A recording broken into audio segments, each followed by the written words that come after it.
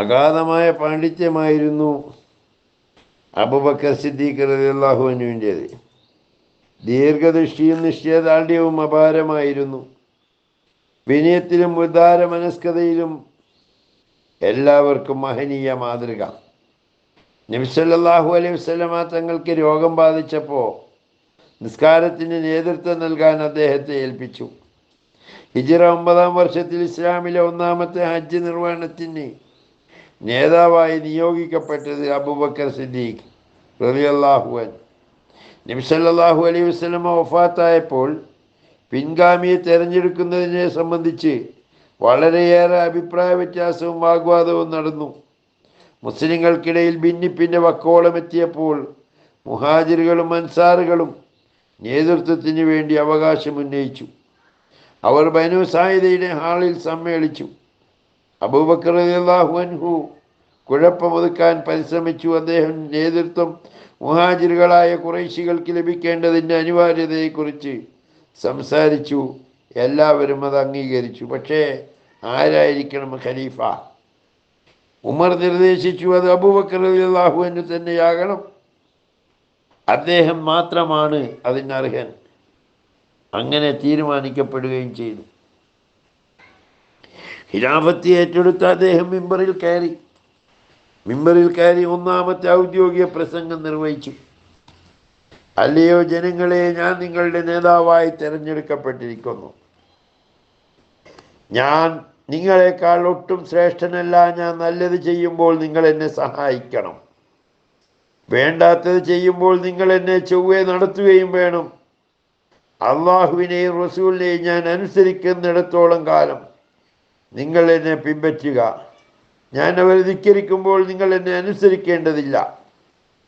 ധൈര്യത്തിൻ്റെയും സ്ഥിരചിത്തതയുടെയും ഉദാഹരണമായിരുന്നു അദ്ദേഹത്തിൻ്റെ തുടർന്നുള്ള പ്രവർത്തനങ്ങൾ മുഴുവനും.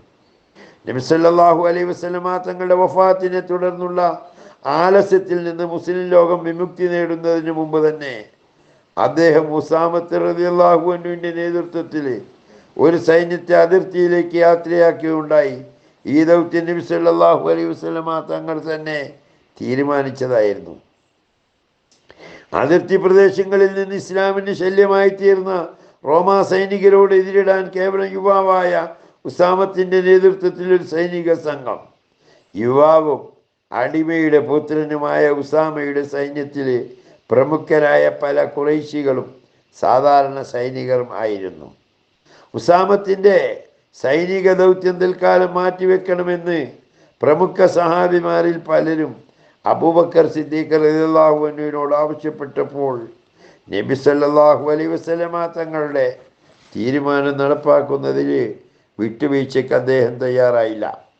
ഉസാമത്തിനെ ഒതുക്കി അയക്കുകയും ഉസാമത്തും സൈന്യവും വിജയിച്ച് തിരിച്ചു വരികയും ചെയ്തു. മുഹമ്മദിൻ്റെ മരണത്തോടുകൂടി ഇസ്ലാമിൻ്റെ ശക്തി ക്ഷയിച്ചു പോയി എന്ന് മനപ്പായസമുണ്ടിരുന്ന ശത്രുക്കൾക്ക് അവരുടെ അഭിപ്രായം തിരുത്താനുള്ള അവസരമായിരുന്നു ഖലീഫ സമ്മാനിച്ചത്. തൻ്റെ അനുയായികളിൽ കേവലം സാധാരണക്കാരും യുവാവും ഒരടിമയുടെ മകനുമായ ഉസാമത്തിനെ ഒട്ടകപ്പുറത്തിരുത്തി നിലത്ത് നിന്ന് അതിൻ്റെ കടിഞ്ഞാൻ പിടിച്ച് ഉസാമത്തിൻ്റെ മുഖത്തേക്ക് കഴുത്ത് പൊക്കിപ്പിടിച്ച് ഖുറൈശിയായ ഒരു ഖലീഫ യുദ്ധത്തിൽ അനുവർത്തിക്കേണ്ട മര്യാദകളും സൂത്രങ്ങളും ഉപദേശിക്കുന്ന ചിത്രം ഒന്ന് ഓർത്തു നോക്കൂ. ലോക ചരിത്രം പരതിയാൽ ഇതിന് സമാനമായ മറ്റൊരു സംഭവം ചൂണ്ടിക്കാണിക്കാനില്ല. നബി സല്ലല്ലാഹു അലൈഹി വസല്ലമ തങ്ങളുടെ വഫാത്തിന് ശേഷം ഇസ്ലാമിനോട് അനുസരണക്കേട് കാണിക്കുകയും സക്കാത്ത് നിഷേധിക്കുകയും ചെയ്ത അറബി ഗോത്രങ്ങളോട് അദ്ദേഹം സ്വീകരിച്ച നിലപാട് ധൈര്യവും ദൃഢചിത്തതയും വിളിച്ചോതുന്നു.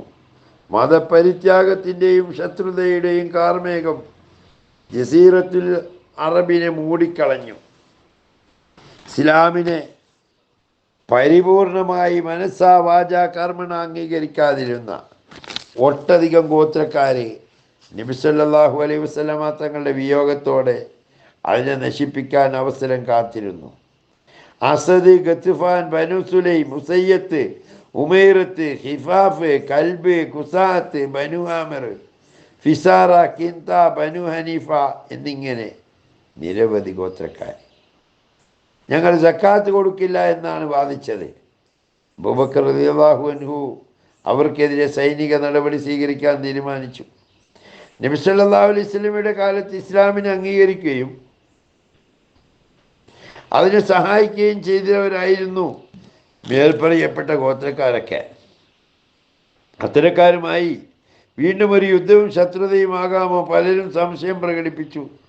ഉമർ റളിയല്ലാഹു അൻഹു ചോദിച്ചു, നബി സല്ലല്ലാഹു അലൈഹി വസല്ലം പറഞ്ഞത് ഇങ്ങനെയല്ലേ ആണല്ലോ, ലാ ഇലാഹ ഇല്ലല്ലാഹ് എന്ന വചനം അംഗീകരിക്കുന്നത് വരെ സമരം ചെയ്യാനാണ് എന്നോട് കൽപ്പിക്കപ്പെട്ടിരിക്കുന്നത്. അതവർ അംഗീകരിച്ചു കഴിഞ്ഞാൽ അവരുടെ സമ്പത്തും ദേഹവും എൻ്റെ പക്കൽ സുരക്ഷിതമാകുന്നു. മറ്റ് ബാധ്യതകളില്ലെങ്കിൽ പിന്നെ നാം അവരോട് എന്തിനാണ് യുദ്ധം ചെയ്യുന്നത് എന്ന് പറഞ്ഞപ്പോൾ അബൂബക്കർ റളിയല്ലാഹു അൻഹു പറഞ്ഞത്, അബൂബക്കർ റളിയല്ലാഹു അൻഹു അതിനോട് പ്രതികരിച്ചത് എന്താണെന്നറിയോ? നിസ്കാരത്തെയും സക്കാത്തിനെയും വേർതിരിച്ചവരോട് ഞാൻ യുദ്ധം ചെയ്യുക തന്നെ ചെയ്യും. സക്കാത്ത് ധനത്തിൽ നിന്നുള്ള ബാധ്യതയാണ്. നബി സല്ലല്ലാഹു അലൈഹി വസല്ലമ തങ്ങളുടെ കാലത്ത് നൽകിയിരുന്ന ഒരു കയറ് പോലും അവർ നിഷേധിച്ചാൽ യുദ്ധം ചെയ്ത് ഞാനത് വാങ്ങുക തന്നെ ചെയ്യും. ഇസ്ലാമിക ചരിത്രത്തിൽ അതിപ്രധാനമായ പങ്ക് വഹിച്ച ഒരു സമരം തന്നെയായിരുന്നു പിന്നീട് നടന്നത്. യമാമയിലെ ബനു ഹനീഫ ഗോത്രത്തിൻ്റെ നായകനായ മുസൈലിമത്തുൽ കദ്ദാബ് പ്രവാചകത്വം വാദിക്കുകയും ഇസ്ലാമിനെതിരെ പുറപ്പെടുകയും ചെയ്തു. ഖാലിദ് ബിനുൽ വലീദിൻ്റെ നേതൃത്വത്തിൽ അബൂബക്കർ സിദ്ദീഖ് റളിയല്ലാഹു അൻഹു അടിച്ചമർത്തുകയും അവനെ വധിച്ചു കളയുകയും ചെയ്തു. തൊയ്യ്, അസദ്, ഖത്ഫാൻ എന്നീ ഗോത്രക്കാർ അധിവസിച്ചിരുന്ന നജ്ദിലെ ബുസാക്കയിലും മദീനയിലെ മറ്റു ഭാഗങ്ങളിലും Khyber, തൈമാ, Bahrain, Asad, ഉമ്മാൻ, Sanaa, Kinda, ഹദർമൗത്ത് എന്നിവിടങ്ങളിലും തലപൊക്കിയ കലാപം തൻ്റെ ദൃഢചിത്തതയും ധൈര്യവും ഉപയോഗിച്ച് അബൂബക്കർ റളിയല്ലാഹു അൻഹു അടിച്ചമർത്തി മുഖചരിതമായ ഇസ്ലാമിക അന്തരീക്ഷം ശാന്തമാക്കി തീർത്തു.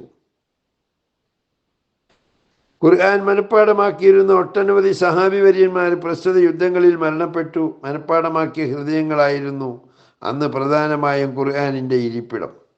അത് നഷ്ടപ്പെട്ടു പോകുമോ എന്ന് അദ്ദേഹം ഭയപ്പെട്ടു. പ്രബലമായ സഹാബിമാരെ വിളിച്ച് കൂടിയാലോചന നടത്തി മുസ്താഫ് ക്രോഡീകരിച്ചു. കൂപ്പികൾ സൂക്ഷിച്ചു. ഷാമിലേക്കും ഇറാഖിലേക്കും മതപ്രചരണ പ്രബോധക സംഘങ്ങളെ നിയോഗിച്ചു.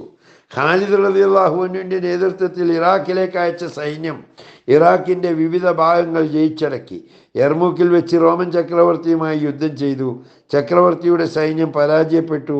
നബി സല്ലല്ലാഹു അലൈഹി വസല്ലമ തങ്ങളുടെ കാലം മുതൽ അപ്രതിരോധ്യമായി തുടർന്നു വന്ന ഇസ്ലാമിൻ്റെ മുന്നേറ്റത്തിന് പുതിയ ഖലീഫയുടെ കരുത്തും കഴിവും ആക്കം കൂട്ടിയതല്ലാതെ ഒട്ടും മങ്ങലേൽപ്പിച്ചില്ല.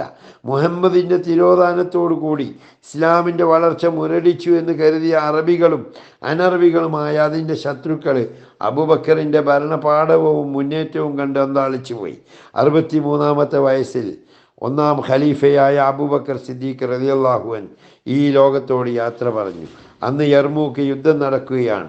2 വർഷവും 3 മാസവും 10 ദിവസവുമായിരുന്നു അദ്ദേഹത്തിൻ്റെ ഭരണകാലം. അള്ളാഹു അദ്ദേഹത്തെ അനുഗ്രഹിക്കട്ടെ. അദ്ദേഹത്തിൻ്റെ ബർക്കത്ത് കൊണ്ട് നമ്മയും അനുഗ്രഹിക്കട്ടെ. ജന്നാത്തുൽ ഫിർദൗസിൽ ഒരുമിച്ച് കൂട്ടുമാറാകട്ടെ. വാഹിർ ദഅ്വാനാ അൽഹംദുലില്ലാഹി റബ്ബിൽ ആലമീൻ. അസ്സലാമു അലൈക്കും വറഹ്മത്തുള്ളാഹി തആല വബറകാതുഹു.